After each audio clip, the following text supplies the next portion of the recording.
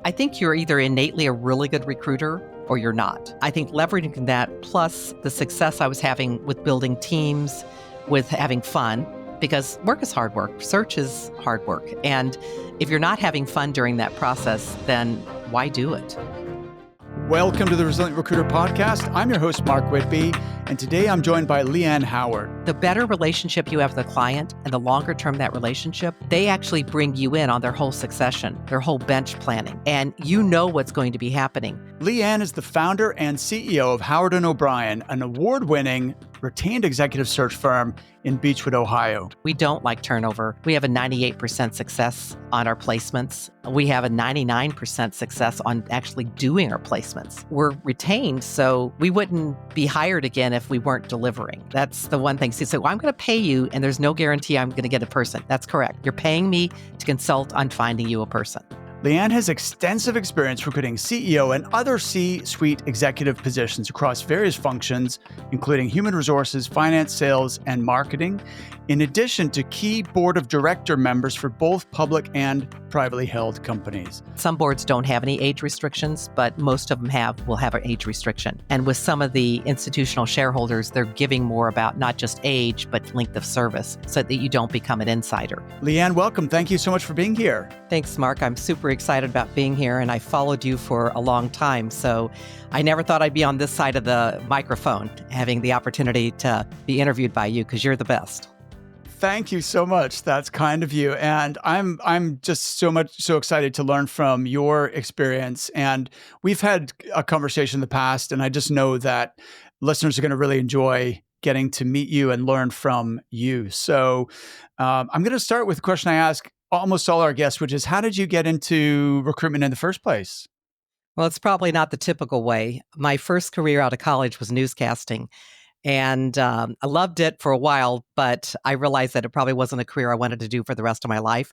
And a friend of our family worked for a company that, if you're from the United States, you might have heard of, called E.F. Hutton. Oh, yes. When E.F. Hutton speaks, people listen. So a friend of our family, I went to talk to him about what I could do next. And he said, "Oh, you need to talk to this person." And so I talked to them, and it turns out her name was Nancy Chartino. She was over a company called the Davis Company, and I didn't know what the Davis Company did. This was before the internet. This was before you could find out that information very quickly. So I walked in, turns out it was a search firm. It was a contingency search firm.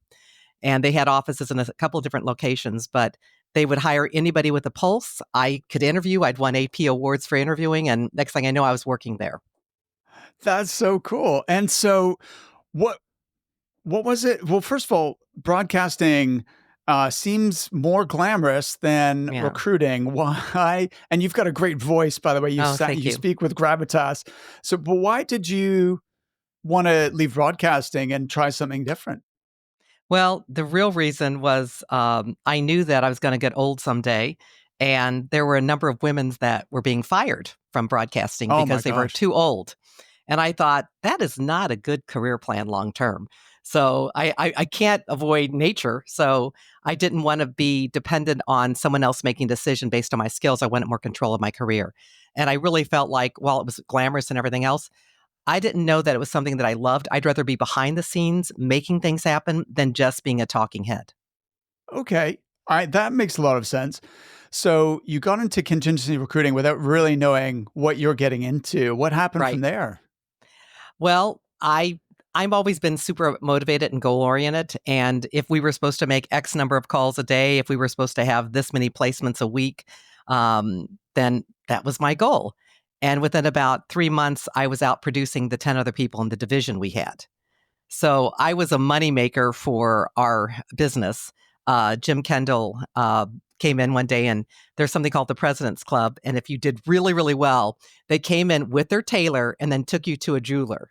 And they did it in front of everybody else. So it was like this big deal. And they said, "We'd like for you to come with," and I was like, I just was shocked, that I would make President Club. It's about a year into my tenure there. And so I got tailored for 2 custom jackets, which are still in storage in my house. And occasionally I bring them out and put the cashmere winter one on with a big D on it, which was kind of cool. And then they gave you a necklace that was a diamond. And, here you're in your 20s, you're pretty impressionable. But it turned out to be a really good search firm. especially a contingency search firm, because we brought in people like Disney to do goal setting and imagining what we could be as an organization. And I think that it wasn't just slash and burn.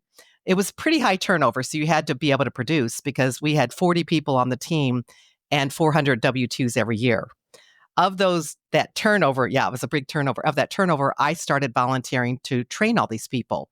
And through that training, that led me to a corporate job. Okay, interesting. I'd love to hear about that in a second. What sort of people were you placing in that first role?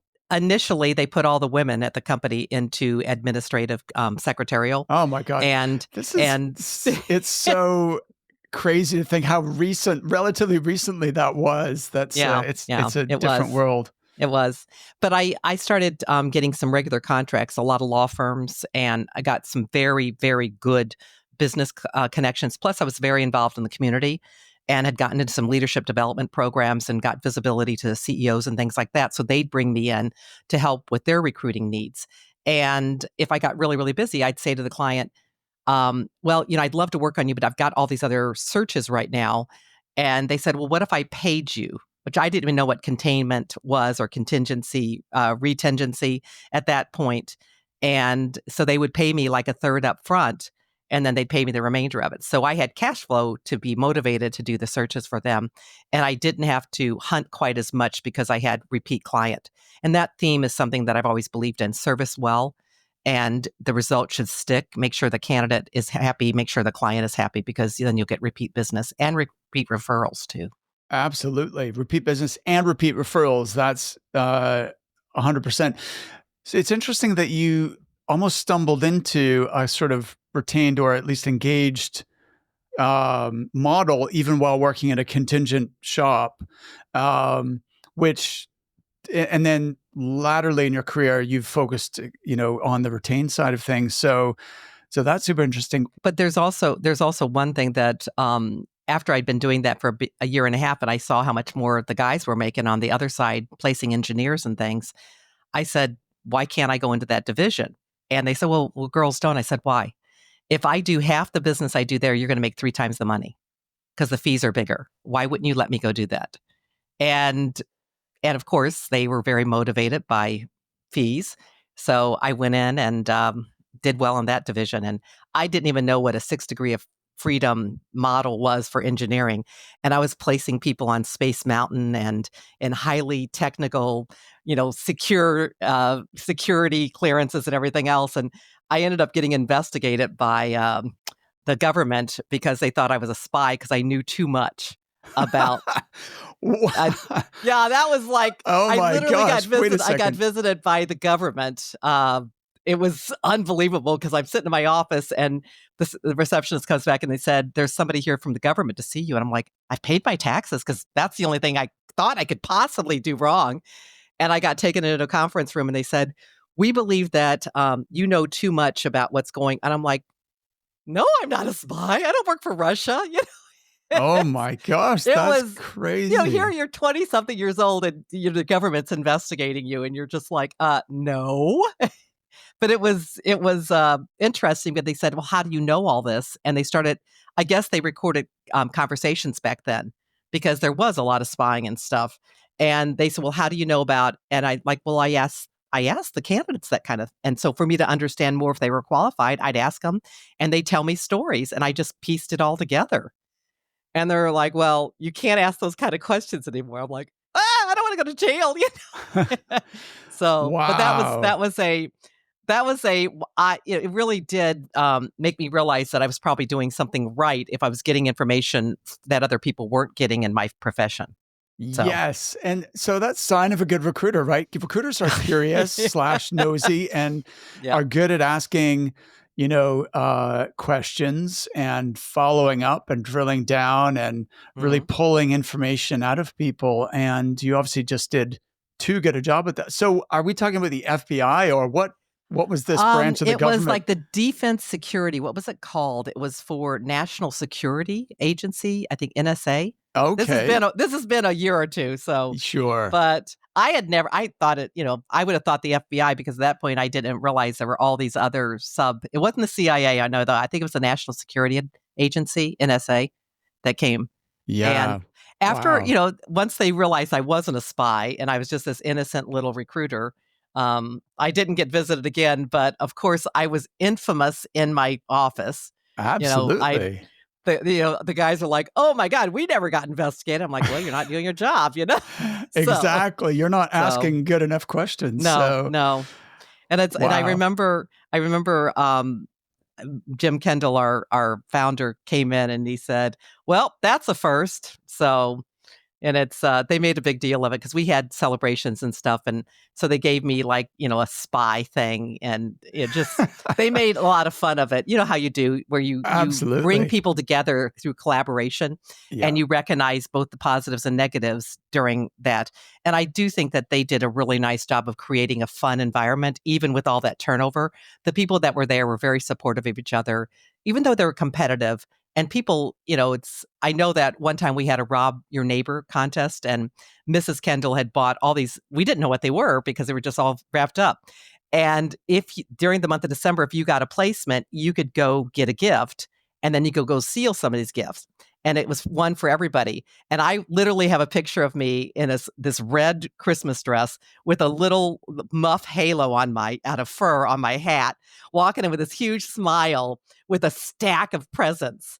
And I'm sure everybody was mad at me because I took everybody's presents, but I I just got like I got a walk. I still have the walk I got, so I learned how to do walk cut and I got a desk back then. Yeah, you put on your lap and got just some weird stuff because she was very imaginative. But that was fun doing the rob your neighbor contest. Of course, not probably for the people that didn't get any gifts, but Hell, you've got so many stories, Leanne, and there's a few different directions. I mean, I want to hear really about Howard and O'Brien. That's the yep, main yep, story, right? But one thing I wasn't expecting to talk about today is you literally broke the glass ceiling at that farm, yeah, and I yes. wasn't. I mean, obviously, I'm being a white man. I'm perhaps oblivious to the kind of more subtle sexism that probably still happens, but in your case, it was very blatant and like that is a surprise. But one, you mentioned that you got into the training and then that led to a career in corporate. Um, Tell me about the you getting involved in training because yeah. Well, every morning there was a training session for people that came in, and it started at 7 o'clock, which is pretty early when you're a 20-year-old and you're having fun at night and being active in the community. But I felt like they weren't doing a good job, and we were spending all this time hiring people, and then we were losing them. So I volunteered to come in and do the training 4 days a week. And I didn't know what I was doing, but I figured I'll just take what they had in their training module and bring more information in so that maybe the person would have an easier start than say, hey, on the bus or on the phone or on the bus is what they used to say. And I just felt like we were throwing them into the wolves without giving them a proper introduction. Plus, I worried that people were out there calling in our territories that weren't very good, and then what happened to them. So it was more how do we protect our brand? I didn't know at the time that's what I was doing, but it was more how do we have better people that might stay longer, that might be more productive and had a more fulfilling career. We actually during that time we had someone call in dead. Uh, Seriously, the her sister called on a Monday and said, "Well, my sister died over the weekend." And oh, it's like, "Oh my gosh, that's so terrible." So we looked on her application and found her preacher was one of her references. We called and we said, "We'd like to send flowers to the funeral." And they're like, "Funeral? She was in church yesterday." So Oh I my mean, it was a goodness. tough environment, but calling in dead. I've never heard that one. I've heard calling in No. sick. Yeah. Well, this was beyond sick. So we, of course, it was kind of funny looking back on it, but we were like, oh my gosh, we killed somebody. The work was so hard. She's only there a couple works, but she didn't know how to say, I quit. And so she decided to have her sister do it for her. So, Oh my but goodness. but the training and development really was something that I felt like it was, and I'm always been curious. And you mentioned earlier that we're nosy and curious, and I think that lifelong learning is important and understanding and being able to ask those questions. Plus, you learn from the people you're training as much as you're giving them information. if you give them a chance to talk and share their stories and share their experiences, as every day, we'd review what they did the day before, what they learned from that. And so it was a learning lab is what we ended up creating. I was going to ask you how you all volunteered to do the training, but what was the benefit to you? How do you feel that that helped with your own development? Again, I think that you ended up having colleagues and you could collaborate on things because they trusted you that you weren't going to stab them in the back. And unfortunately, in a lot of search firms, it's all about the fees and about my share of the fees. And I've always believed this, that if you do the right thing, that the money will follow. And I felt like they felt I would help them. I would, like, if they were having problems on a call or anything like that, even during the day, I would help them. And it took me away from what I was doing, but I also knew that they'd have my back, I felt like. And, people, when we took them to the training, we didn't have as many people turning over during that period of time. And luckily enough that I didn't know that would be the foundation for my first corporate job. That is cool. And look, as a trainer myself, I know that you actually learn your subject even better by teaching it, right? Because you have to know your stuff and you'll have to organize it in your head. Because, like, when you took off like a rocket and joined President's Club in the first year, you were just doing, you probably weren't analyzing, why am I at the top, of this firm? But then if you're trying to teach someone else, you have to reflect and analyze and think, what break this down? Why am I able to produce this level of results? And how could I show somebody else those principles so that they could replicate that success? And so by teaching it, it really forces you to consolidate your own skill set, if that makes sense. You internalize it, Mark. And what happens, it becomes more and more a part of who you are. Even today, I'll read interview books. And we were at an event last night. I still do a lot of volunteer work at the American Heart Association. And they were talking about quantum computing. And my son, which we'll talk about later, happened to be with me. And I said, "Hey, I have a book back on my bookshelf about quantum leadership." And he's like, "Mom, what don't you have on those bookshelves?" And unfortunately, that's true. But when I was in HR and R&D, we brought in a woman that wrote the book on quantum leadership, and it showed how quantum physics can be replicated in leadership and the patterns of leadership that you can look back to quantum physics. So it was kind of interesting seeing a quantum, literally at the Cleveland Clinic, we saw a IBM quantum computing machine that was, I mean, Wow. how often do you get to see those kind of things? Absolutely. But I think that's where, just because it's not just you as a recruiter, too many people are only focused on their craft, but that parallel learning that Edward de Bono, I don't know if you know him or not, Yeah, the yeah, six sure. creative thinking hats. He talks about sometimes being in a different lane of parallel thinking, all of a sudden you can relate it back to where you might have a sticky problem or something like that. And thinking about that last night of the scientists and learning what they're doing on heart disease and what they're doing to help people with heart failure. And it was listening to these young investigators that the dollars from the Heart Association made a difference in their lives and their careers. And hopefully 30 years from now, people will be able to be alive and enjoying their families because of it. So that's exciting. So it's beyond the research. It's behind search. It's a full life that you end up creating. Exactly. I'd like to circle back to that, but you're not going to believe this, Leanne. The lady who wrote the book on quantum leadership is my aunt. No way. Yeah, Donna Zohar, right? Yeah, Yeah, no way. That's your yeah, aunt? What yeah. are the chances? I What are the know. chances? Now, she is Fascinating. a very interesting lady because she's American, but she lives in London, or not London, but Oxfordshire. And she married my dad's brother, and who's now passed. But she is a very intelligent, but also quite eccentric lady. And she's still lecturing and writing. I don't know what age she is. She must be, you know, late. She must be about 90, I reckon, late 80s at least. That's And amazing. but What are the chances? I know that's But hilarious. what you've just demonstrated is the connections that we all have. And probably what I love most about recruiting is that 6 Degrees of Separation, that Kevin Bacon movie. Sure. It really is about asking that next question and then connecting those dots. And a good recruiter is that curious and that nosiness, but then they can also say, "Oh my gosh, I have a connection there." And that's where the bond starts to build between a candidate, between a client. It's not just, "Okay, well, I'm going to ask you the next question." And you're really trying to develop a rapport so that you get an understanding of what the client needs, but also what the candidate needs. So you can match that together. That's wild.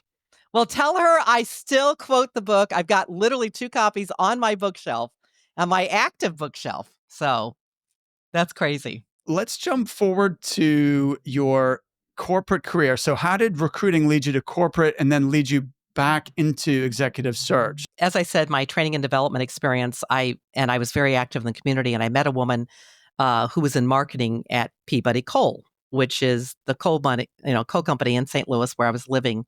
And I said something about I was really tired because I'd worked the East Coast at 7 o'clock. You start at the East Coast and you work the West Coast till 10 o'clock Midwestern time. And I was tired. So I'd happened to have an extremely bad day, I guess. And I said, I'm just exhausted. And I said, how did you get into work with what you're doing? She goes, well, I started in training and development. And she started describing it. I'm like, "Ah, I could do that. I would so want to do that. Not thinking it would go anywhere, just as a comment. She calls me later that day and said, "Hey, my boss Tom wants to talk to you. And the CEO, Wayne, he met you through the leadership program that Coral had." And I'm like, I'm not going anywhere. And it was interesting because I decided, okay, I'll go talk to them. It might be another new client or something. And I ended up really, really liking Tom a lot. He turned out to be a really good mentor. And so I remember I didn't want to tell him how much money I made because I'm sure it was going to be paying a lot less than recruiting. And at one point, they finally asked me, and I said, "Well, make me a fair offer," because we had all these things. They said, "Well, what are you making?" I said, "Well, I make $450,000." And there's just a silence, and I like, well, this job pays $40,500. I said, "Great, I'll take it." Because I knew it wasn't the money that motivated me. It was making a difference. And I knew if I stayed where I was, my lifestyle would catch up with my income. And that wasn't important to me. I saved all my money. I had enough money to buy a house, buy a car, because I didn't, the government was taking half of it. And I didn't really have a extravagant lifestyle, which I still don't have today. So I've just always, thought of it. And that was probably a lot of people wouldn't have done that, but I felt like it would round out my knowledge base on my career, and it did. So from there, I went to Frito, which was an amazing place to be in HR.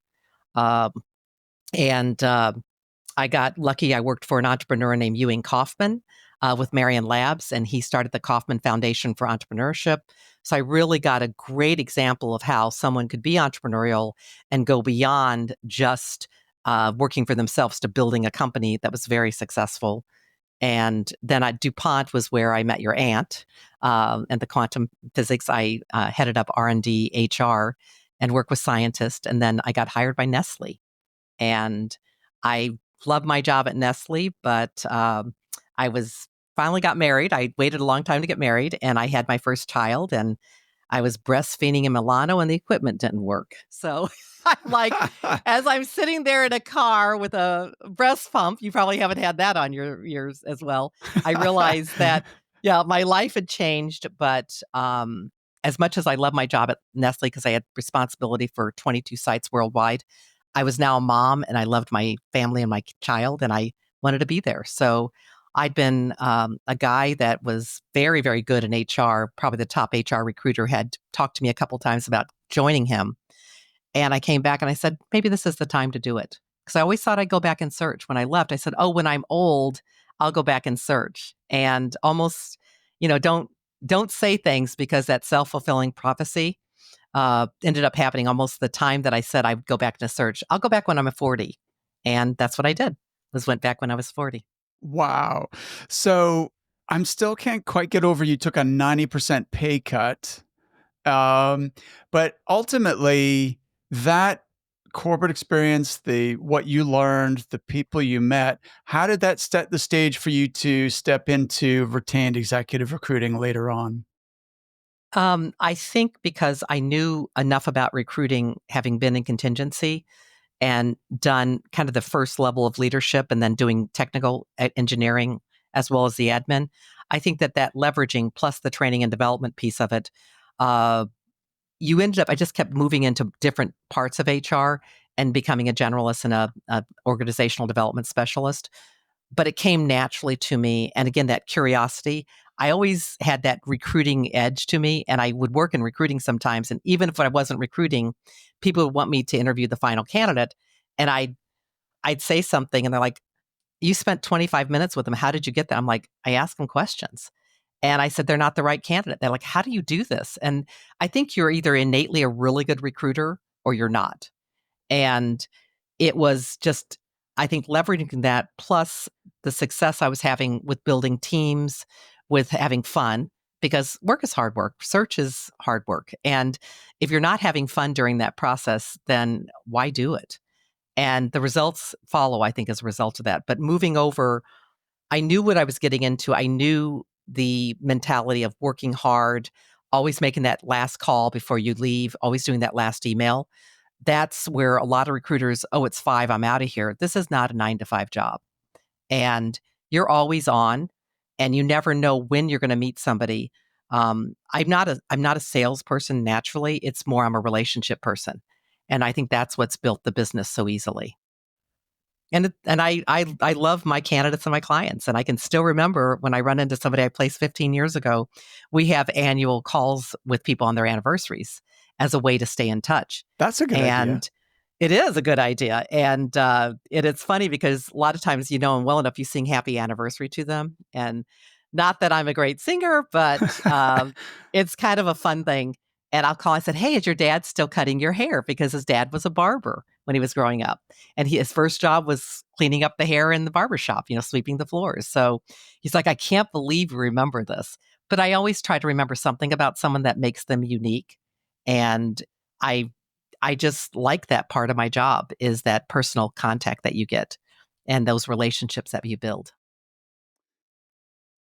You've given so many little sprinkles of gold dust there already, Leanne, and really interesting to learn how you think and how you operate. And I can see why you've had the longevity and the success that you have. Let's talk more about Howard and O'Brien then, because you're a boutique firm. Um, you work senior level cross functionally, and is it? Do you recruit mainly in Ohio or is it national? We're national. We do some international. Currently, we're doing a CEO search in Toronto for one of our long-standing clients, and someone from that board, which is I mentioned yesterday. I was talking to somebody who said, "Well, how did you end up in McAllen, Texas, doing a search for a Mexican operation?" I said, because somebody on that board who I've known for probably 20 years called and said, I think you'd be right for this family. And it's one of their portfolio companies. So we do work outside of the area and people take us with us. We don't necessarily go call on Toronto or McAllen, Texas, but because of those relationships and those past successes, I think that the people bring us with us. So let's dive into that because something that you are very successful at, which we've never really explored on the show before, is the idea of putting boards together. And that's kind of one of your specialties. Could you share how did you get into that and tell us a little bit about that world? Well, if you remember, you said that, breaking the glass ceiling at my first firm.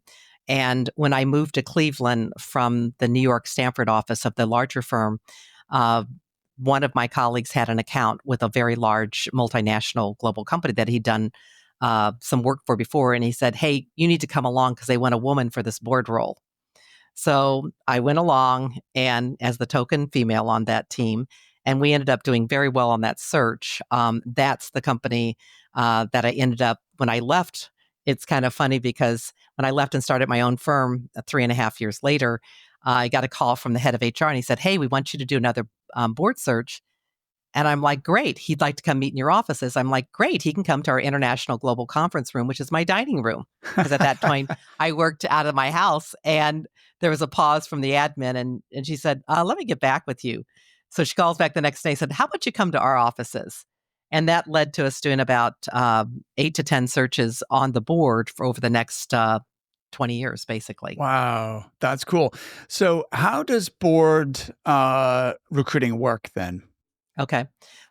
Board recruiting, in some ways it's harder, in some ways it's easier because you've got a very demanding client because they are CEOs, they're used to and board chairs that they're used to governance chairs. They're used to, people adhering to their timeframes and everything else. But there's a natural occurrence where you might get the search during one board cycle, and then you do a slate presentation at the next board meeting a quarter later, and then they make the decision. So it's usually a 4 to 6 month period of time. And during that time, you're putting together a slate, but you're calling people and you're not taking them away from something, you're adding something to their lives and to their schedule. And it's interesting because a lot of people, they'll think, how can I add anything else? I'm already a busy executive. But I think that those that are looking for a board or thinking about a board, you might call them at just the right time. And you're very targeted about what you're looking for. So the client that I mentioned that we've done all those searches for, I've worked for 3 different CEOs during the tenure there. And maybe working for my fourth CEO, if they have another board opportunity, but they're pretty boarded up right now. But he only wanted sitting CEOs. Well, that's what everybody wants, is sitting CEOs because they're active, they're engaged. And somehow we delivered for him more sitting CEOs, even at bigger companies, that would make no sense because you can always, if you're CEO, you can get on a bigger company board. And we started doing what I would call pre-recruiting and scouting. So we knew kind of what we had, a 5-year plan of what their board needed to look like. And we'd worked on the strategy around that, about the skills they needed, the background, the industries, those types of things. And then we started doing the research to find people that would fit that criteria. And in 3 cases, we had people that were sitting CEOs that weren't active on a board yet outside of their own board, and they weren't ready to go on a board. So we started courting them and having conversations with them. And in one case, it was someone that frequently came to Cleveland because their largest client was the Cleveland clinic. And so I said, hey, next time you're down at the clinic, how about we get together for dinner with the CEO and some of the officers over there? Well, that led to, 3 or 4 years later, when he was finally ready to say, I'm ready for the outside, I've got my job under control. He ended up joining that board, even though the board wanted him to go to a different, bigger company and everything else. And he's amazing. He's just done very, very well. He's been a great addition. And I think those are the types of relationships that you have with your clients over time. We're just starting a board search for another client that we did 8 years ago. We did a board search, and now they need another outside board member. And that's a privately held company. And those are the types of things that the board recruiting, it's different in many ways because you're not taking somebody away. It's adding to their schedule. But I think at the same time, it's a prestigious type of opportunity. If you think about board service, and it's not like you go in and can leave after 3 or 4 years, it's a commitment beyond that. Most board members are on there for significant periods of time. And even if they have annual voting in, if they're doing a good job, they're going to continue to be voted in. So this is fascinating. It's an area I don't know much about. And so I have so many questions. One being, who is the actual client? Like, who appoints your firm to find outside board members? Because is it the chairman of the board? Is it the CEO? Is it somebody else? How does that work? It could be all of the above. For instance, right now we have been engaged by the head of the nominating and governance committee. So every committee has different responsibilities on the board. And on that particular one, it's the nomination committee that's in charge of that. But they also, before they make that decision, the rest of the board is basically gets a vote to say, hey, is it okay if we engage such and such? Most of the time, just so that they're notified, there's no surprises. And the CEO will know. Other times, the CEO calls us and said, hey, I need to work on this. One of our clients, they knew that they would have 5 retiring board members over a period of time because they age out. There's age limitations that could be, usually in the United States, it's between 70, 72, 75. Some boards don't have any age restrictions, but most of them will have an age restriction. And with some of the institutional shareholders, they're giving more about not just age, but length of service so that you don't become an insider. So there's all types of things that go along with that. But once they engage, then you agree on what your target is. So in many cases, we'll talk to all the board members. We'll talk to the leadership team about what they'd like to see in the board. You're getting a feel for culture because it's a very collegial environment on a board, but you have to be able to also have a voice. And no matter what your title is, you each have an equal vote. And I think that a lot of times, there might be somebody that's from a $20 billion company and there's somebody from a $1 billion company on that board. Doesn't matter. You're all bringing value. And the better run boards will value everybody's opinion. You may have a lead director. You may have a chair of the board. Again, it depends on the structure of that corporation. But what you're really trying to do is bring in somebody that's going to complement what they have, but also give them additional information. Right now, for instance, cyber and IT are very, very popular because every company ends up being an IT company. And it's not necessarily, if you can hire it from the outside, do you really need it on your board? So can you hire a consultant? But if it's somebody that's done a digital transformation or has done something around taking a completely different platform as a leader from a line standpoint, that might be the type of person you're looking for. Right now, there's a lot of focus on getting people from San Francisco and the Silicon Valley area because of the technology that has just taken off. AI is huge right now. Machine learning is huge. Everybody's trying to figure out what it's going to be and how it's going to impact their business. So again, if it's something, the skill that can have a long-term need on your board, that's how you make that decision. Fascinating. It sounds like a lot of work. How do you charge for this? Because normally, you would charge a percentage of the package, but in this case, it's like it's only a part-time role, but it sounds like the effort to fill that seat is just as much as a normal placement. It is. It's equal to what you would do for a regular executive levels placement. And there's more than one way to place it depending on the organization. A lot of people will basically take what they pay annually to their person and look at what that would be. That could be based on the fee. It could be the actual director's fees. It could be also based on the number of hours you anticipate that person, how much that executive is worth. So let's say, they range from anywhere from $100 to $150,000 for fees. And a lot of times depends on the size of the company and the complexity of the search that you're looking for. So 100 to 150K in fees to the Mm-hmm. recruiter. Mm-hmm. Okay, fantastic. And it also sounds very like strategic and forward planning. A lot of recruiting is reactive, right? Someone resigned, we have to fill that seat. And Right. but with this, it sounds like you mentioned you're doing a planning exercise where you're looking at what they want their board to look like in 5 years. That's unheard of in normal kind of day-to-day recruiting. It can be. It is kind of reactive, but you're also planning. We're doing a CFO succession right now. Okay. And the CFO has announced that he will be transitioning, but they want someone to come in that will be able to cross train and then go into it. So there's planning for that. But at the same time, it's not just, oh my gosh, he's gone now, let's go look, which happens a lot. But if you're the better relationship you have with the client and the longer term that relationship, they actually bring you in on their whole succession, their whole bench planning. And you know what's going to be happening. We've had clients that we've had even before I started my business. We have a client right now that we've worked with for 12 or 15 years. And we've seen them go through bankruptcy, through private equity, through going public again. I mean, it's been a roller coaster. But the one thing we tell candidates, there are no jerks in this team. And people that have been there through all that riding through it, they're like, this is the best team I work with because they're all in there together. They're all collaborating. They're all making a difference. So you can plan that and you know what's going to happen a lot of times within that organization. And you also know who's going to fit there culturally. And that's a really big part of what we work on is who's going to be a match for them and is going to enjoy working there and be committed to working there. We don't like turnover. We have a 98% success on our placements. And we have a 99% success on actually doing our placements. And we're retained, so we wouldn't be hired again if we weren't delivering. And that's the one thing. So I'm going to pay you, and there's no guarantee I'm going to get a person. That's correct.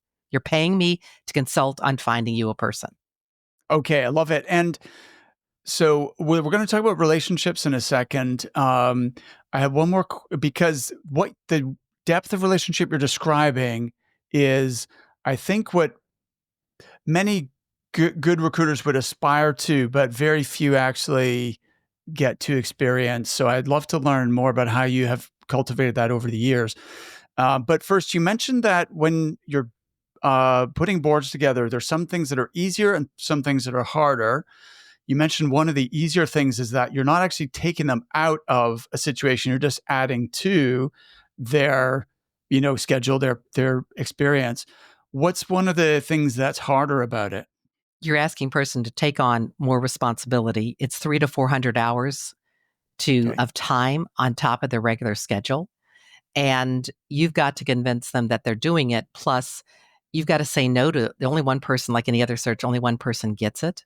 Hmm. And these are very powerful people that if you don't treat them well during this process, they could not be happy with you. So Right. I think how you treat people through that process on any search is important. But Yeah. this one is they are making decisions about who is going to be hired in a lot of cases, do all their searches.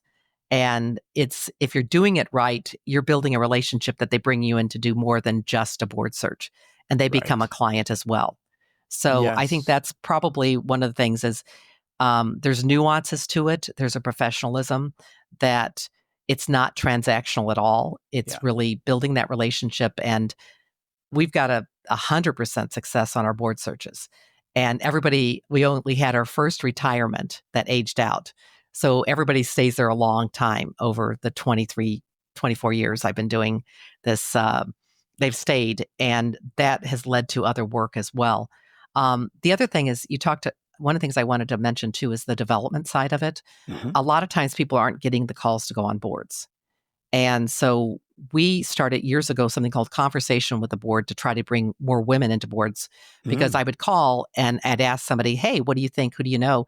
They name everybody else. I said, "Well, what about you?" "Oh, I could never be on a board." And you're like, "You're a CFO of a, $18 billion company. You could be on a board." So I started doing a program called Conversation with the Board to have more women exposed. And this is back in 99. And now it's becoming very popular to have more diversity on a board, but back then it wasn't as much. And I think that that program has led to other things. We do reverse placement also, which is where it's paid for by the company or the candidate, because you can do all this training when you're an executive. You can get your master's degree. You can go to the Harvard or Wharton or Kellogg program on executive leadership. You can have a coach. You can do all these other things, but there's a point where you kind of train out of what the development is. And if you're able to get on a board, you've got the opinion of 8 to 10 other very senior leaders with different industries, different challenges that you're working with, as well as the company you're serving on the board of.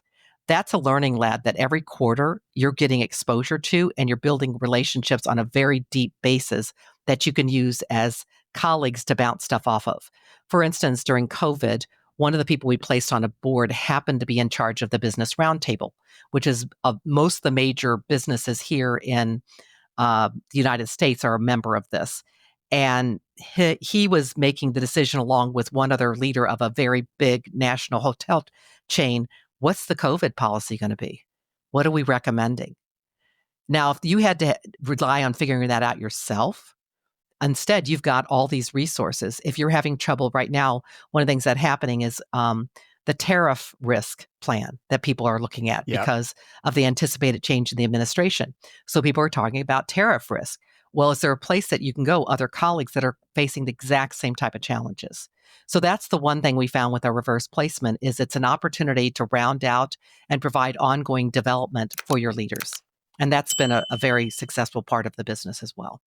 I have so many questions, Leanna. I feel like I'm getting an MBA here Oh, in no, you're recruiting. not getting an MBA in recruiting, but And we'll so, work on the PhD the next time. all right, okay, fantastic.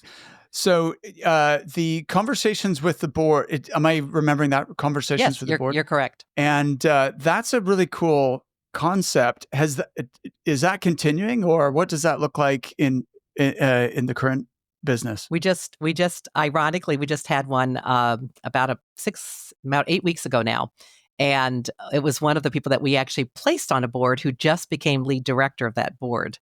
And so we had taken him out to celebrate his appointment after 5 years on the board of becoming lead director. And I asked him again at the time, would you do this session for us? Ironically, during that session, one of the women who was the controller of a very large multinational company, I talked to her about another search I was doing for a business development head for a wealth management company. She goes, oh, my sister. And guess what? Guess who the final candidate who's going to be hired is? Her sister. So this is Amazing. where that serendipity of recruiting, everybody always wants to know what you're working on. They always want to know what you're doing. And in that case, that group of people that were there, many of them have fallen up with the speaker and building a relationship with him, but they followed up with each other too. And again, that's where that ongoing learning comes in. And conversation with the board, it was more developed with a woman in legal who wasn't a competitor and a woman in public relations that I said, let's do this together because I was new to town. I didn't know that many people. I moved there 6 months before, but that really was also a catalyst for getting more women to be considering and potentially going on boards as well. Could you say more about how this program actually works, how it's delivered, and because I still don't fully understand what it entails. It's very what the initial idea and what most of the sessions are is we bring a chairman or a CEO in. They have a 2 hour time frame. It's usually over a meal in the company's boardroom so they can showcase the organization. And what we do is, you're eating, but you're also then we ask for questions ahead of time that we submit to the person, and it could be anything from what's the best way to get considered for a board? What should I do about a board bio? And then we also give a chance of the introduction part is asking any questions that they might have at the same time. So one of the best questions we got was from a woman who said, well, why would I even want to be on a board? And I think it surprised he said, well, that's a really good question. Let me tell you what I find the benefit to it. But what you're really trying to do is we would do it in a confidential, it's what is that cider house rules where Oh, you yeah. what stays here, like in Vegas stays, that people don't go out and talk about what was said in that meeting. And so there's a trust Charterhouse that's rules, I developed, think it's. charter house rules. So what really happens is that you get this honest, open dialogue within the group of people. And a lot of times we've had them come back and repeat the experience where they said, I want to come do this again. So we've had repeat experiences from our speakers, and then we have to divide it up again. Sometimes we'll have somebody come back as a second time guest and everything. But what you're really trying to do is give them a chance to start thinking about what they need to do to prepare for a board. And if they go on a board, how should you behave? So one of the best things I always say is it's better, the Abraham Lincoln quote is it's better to be thought a fool than open your mouth and remove all doubt. I love that So quote. Yeah. yeah, I do too. My brother used to tell it to me, so it's it's interesting because I will tell people you got on the board, you've already been invited to the party. Don't make them regret the decision to invite you. So learn the board, understand it, understand the chemistry, take the time, and then contribute with wisdom. I like it. That makes total sense. So, Leanne, this is a in-person Yes, event, and how yes. often does it happen? We do it. Our goal is to do it 4 times a year. Okay, fantastic. And is it specifically for women who want to At progress to this board stage, it's appointments? still for women. It's still for Yeah. women. We get a Okay. lot of pushback of guys. They're like, "How come I can't be part of it?" I said, "Because you still have the majority of placements on boards." Exactly. Yeah, that's understandable. And then the reverse placement is open to anybody. Yeah, it's The open reverse to placement, anybody. what does that hmm involve? It's basically where you would be engaged by on behalf of a candidate, either by the corporation that's investing in their development, most likely is probably what it is. And you would come together and you would help them with their board bio. You'd understand why a board, what type of industry, where their skills are transferable. And then you'd put together a marketing plan of the most reasonable and likely places that would be interested. In addition to doing research about those individuals, you're doing research to say, are there upcoming boards in industries or companies that this person would align naturally to? So you're doing not only where would you want to go, and then you're also managing expectations. Hey, that's great. You want to be on Amazon's board? Probably not going to happen. So you're really helping them look at a realistic view. You're helping them with how would they present themselves in interview, and taking it to the next level so that you put them in front. It ends up, if I'm a board that happens to have an opening, and all of a sudden I get Mark Whitby's, oh my gosh, I would love to have him on my board, and basically that's how the dialogue starts. So it sounds it's I guess similar to an NPC campaign where you have a candidate that you're introducing to companies, but you mentioned that is this process. So if you place someone on a board, is it the company who pays you, or it's the On the reverse placement, yeah. is which is director connector, basically you're retained by the client or the candidate, or generally their company will retain you to go help find the place to put them on. Okay, interesting. So their company wants them to do an They want outside them to board be on board. appointment in order Mhm. to develop them so that they bring Exactly. more to their main job. Exactly. And a lot of times they're a successor to, it could be the next level down where they're a successor to an officer level job. And that's where you have to be realistic that you're probably, if you're not already at like the CEO title or the CFO title, you may not get uh, a company as big as you are. So managing their expectations as well. Got it. Yeah, yeah. No, that makes sense. Wow, that's fascinating. And so, Leanne, let's talk about the relationship piece, and then I'd love to talk about your succession plan as well, because this is an issue for many, many smaller recruiting firms when you're reaching an age where you might want to take a step back or not work as much, but you don't want the company to just disappear, which you've put so much into over 23 years. But before we get into that, you're describing client relationships, which many listeners will be envious of, where it's very long term. You're involved in succession planning. You're involved in, you know, it's that much more strategic part of recruiting. How do you get yourself into the position of companies trusting you to provide that to them? Well, I think, Mark, that too many recruiters are interested in the transaction, the sale. Sure. And we we believe that if you build a relationship, it may not happen initially, but if you're providing the value, you might be sending out information that might be relevant to them. There may be an article that you think a person may want to know about. So I think those are the types of things that too many recruiters don't step back. 20% of my job is always doing some type of business development activity and always thinking about how do I position the business for the future.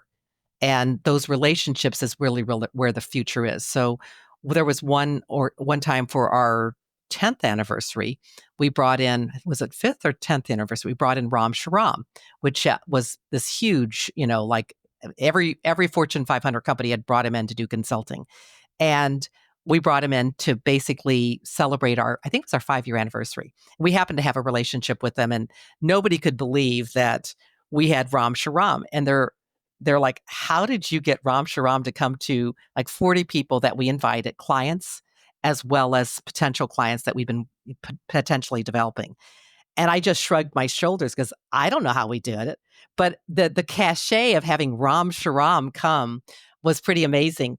And there was one person that we'd been calling on for some time, and he calls like a couple weeks later. He goes, "Well, all that 7 years of working on me, I'm finally have a search for you." And I said, "Wow, what was the tipping point?" He goes, "You invited me to Ram Shriram." So, so I think you've got to look at it as a long-term investment. Also, a lot of our work is because we're good corporate stewards. I'd say everybody on my team is involved with some type of community activity. And so we're doing good in the community because we believe in our community and we believe in providing insights to where we are. So I think that that's really helped is we're not just, looking for what's out for us. It's more, what can we do to help? And that comes back to us in many, many ways. So I think it's the relationship, it's the follow up, it's the thank you notes, it's the handwritten notes, it's the things that were a lot easier to do before COVID because now we don't know where to send anything.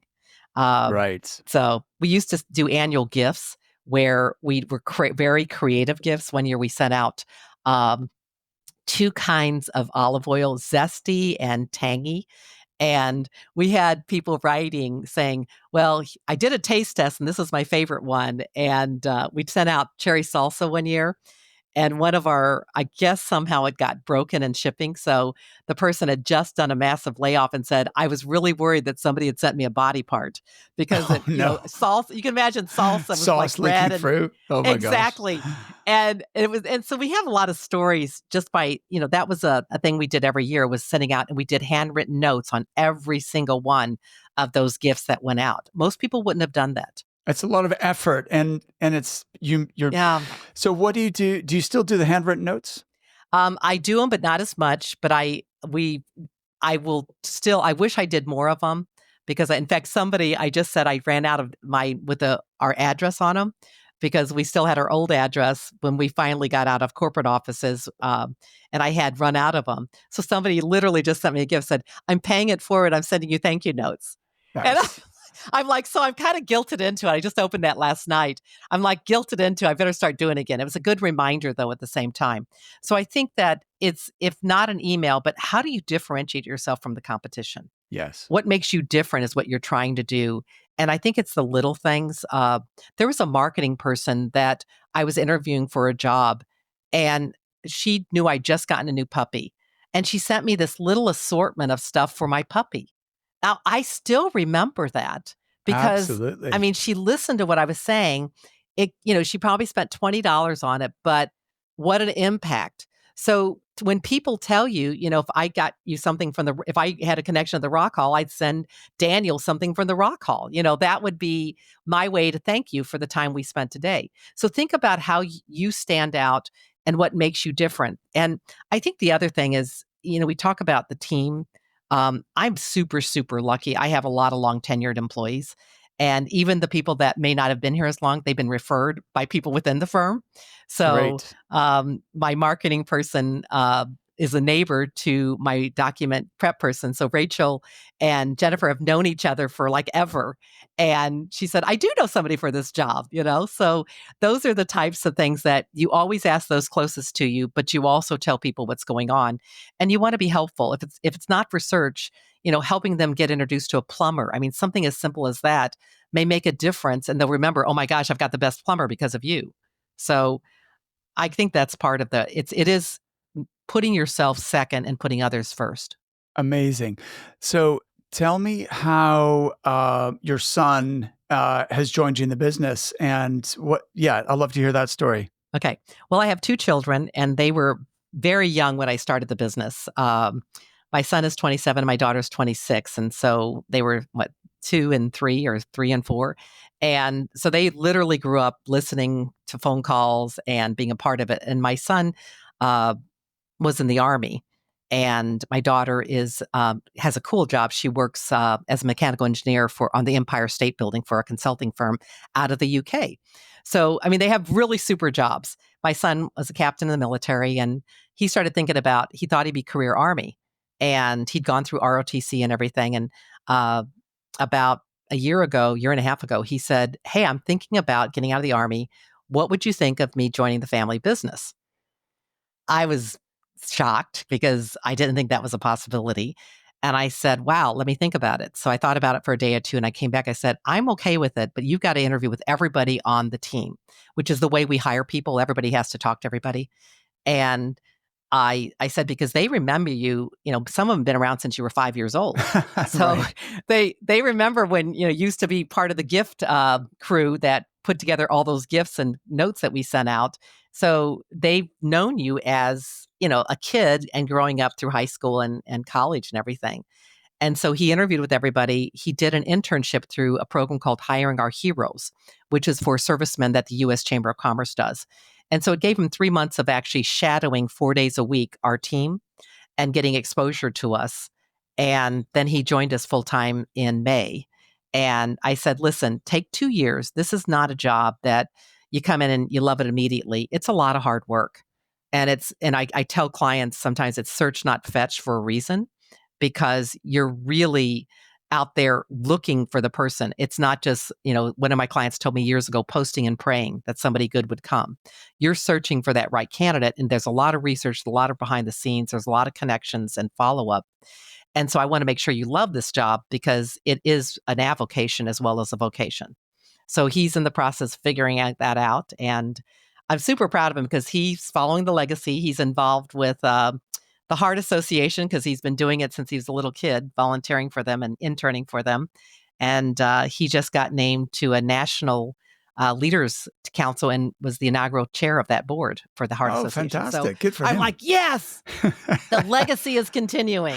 So my work here is done. So, but it's his decision. And you're right. It's the hardest thing for any small business is knowing how to do succession. I don't want to just abandon my clients. I've been with them for so many years. I've got next generations in there. I just don't want to someday, hey, my lights are out. And so you either, you have two choices, three choices. You turn off the lights, you find a successor, or you find a strategic buyer. And those are your three choices when you have a small business. Leanne, this has been wonderful. I've really enjoyed learning from you today and your wisdom and insight. So thank you very much for you're being welcome on the show. I've had a great time. So, and let me know if you want to work on that PhD next. Yes, sign me up. Let's do part 2. All right. And maybe the next time I'm in Ireland, I'll get it over to where you are and we will be able to get together. I'm in Scotland, but... I know. So I'll have to come up to Glasgow. So you're coming to Ireland because you have family connections here, right? So then we would just have to pop up to Edinburgh or Glasgow or something. Yeah. So I'd love to. That would be super fun. Or in Florida at one of your upcoming conferences too. Either way, let's do both. All right. Great. Thanks so much. Thanks for watching. If you enjoyed this conversation, check out some of my other episodes. You'll see 1 or 2 suggested episodes on the screen now.